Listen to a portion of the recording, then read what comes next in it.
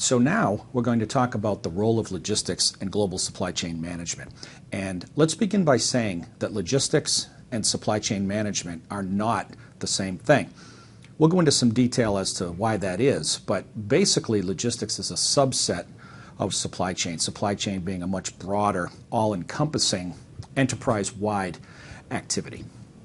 So here we are with another unfortunate but necessary long definition provided again by the Council of Supply Chain Management Professionals, highlighted to make it as brief as possible. But as we discussed on the supply chain side, sometimes it's difficult to get around some of these really fundamental issues without going into some detail. So let's jump in.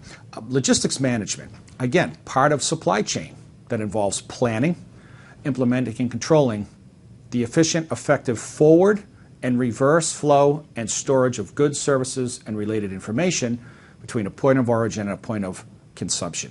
Then that all sounds very nice, and it's indeed true. But really what we're talking about with logistics is the physical movement of goods. Maybe it's via air freight, maybe it's on a truck or rail, maybe it's in a warehouse, but it's really the physical movement of goods and corresponding documentation and information that goes along with it. We're talking about inbound and outbound transportation management, fleet management, trucks primarily, that warehousing function, material handling, order fulfillment. Clearly, these are functions within the logistics discipline. Network design, inventory management, all of these things are related to logistics. To a certain degree, the logistics function also includes sourcing and procurement, although you could make the argument that sourcing and procurement is its own discipline. I certainly agree with that statement, but there's a very close relationship between logistics and sourcing and procurement.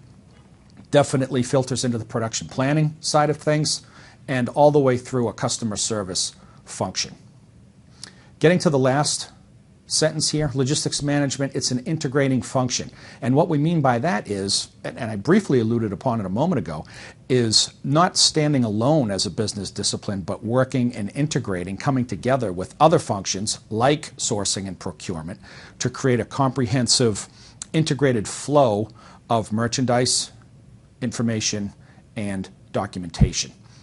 Ultimately, logistics is an enabling function in areas that include marketing, sales, manufacturing, finance, and IT. So some of the activities involved, and services as well, both domestically and internationally, are on the following slides. Of the first two, local domestic trucking and long-haul domestic trucking, that could be domestic United States trucking, it could be domestic in Brazil, could be domestic in Holland. But it's a market-specific type of activity. Local being just that, short haul, 50, 100-mile trucking, and long haul, good example here in the U.S. would be trucking a shipment from California to the East Coast, North Carolina. Drayage. Drayage is a specific term used always in a maritime context, and it's involved with the trucking, the short haul movement of ocean containers to and from ports to local locations. But drayage is always a maritime term. Of course, domestic air freight, self-explanatory.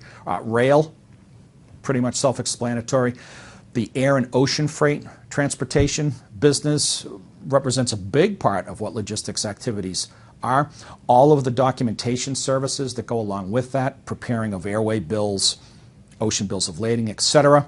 Multimodal services is a big part of logistics, and that simply means different modes of transportation for the same shipment.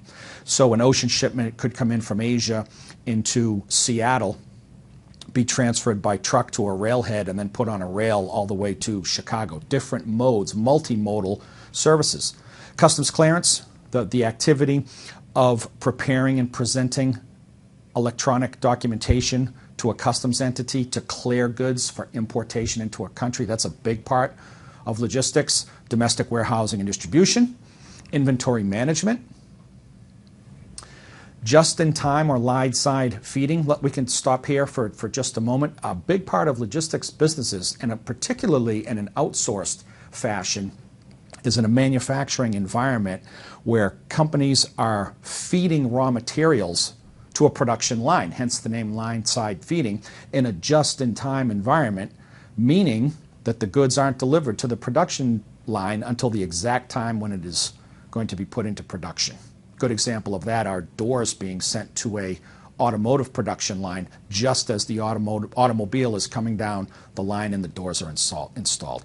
Kitting and packaging, mostly related to consumer type products, but not limited to that. Things that you see in retail, smartphones with multiple accessories, they're put together in a kit and packaged.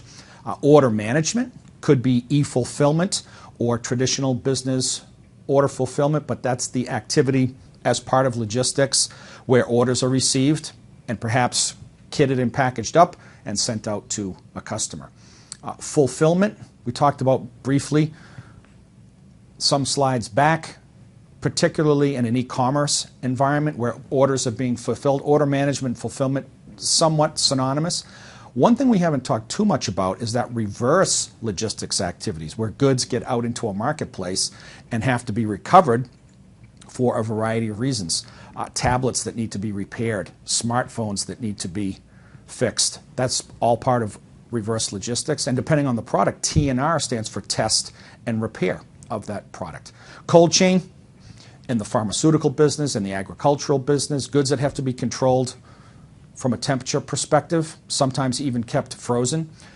Bonded warehousing and foreign trade zones will kind of bunch together. This is a fairly unique part of the logistics service and activity landscape.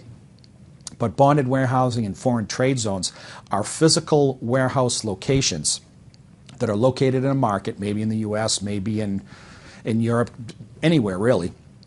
And goods are in that facility, physically in a facility, but they haven't entered into the commerce of a country. They haven't cleared through customs. We're going to talk a lot about bonded warehousing and foreign trade zones moving forward, so that explanation will suffice for now.